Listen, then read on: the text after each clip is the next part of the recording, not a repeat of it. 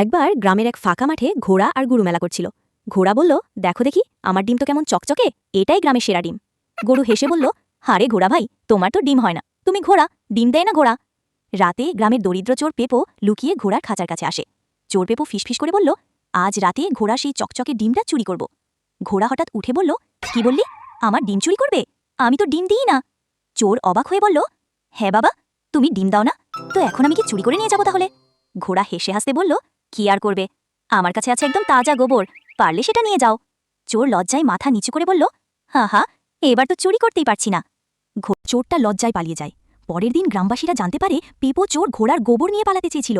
সবাই মিলে হাসাহাসি করে বলছে, বাবা, চোর তো চোর, গোবর চুরিও করে, শুনেছ মফিজ এবার গোবরের রাজা। আরেকজন বলছে, হ্যাঁ, সে ঘোড়ার ডিম চুরি করতে গেল আর গোবর নিয়ে পালাতে হলো, এ চোর নাকি গোবরের হিরো। আরেকজন বলছে, এখন থেকে শুনবি, ঘোড়ার ডিম চোর না, গোবর চোর মফিজ। তখন চোরটা পেছন থেকে বলছে, আমার গোবর নিয়ে এত টেনশন করো না, এটা স্টাইলিশ গোবর, ফ্রেশ আর অর্গ্যানিক গোবর।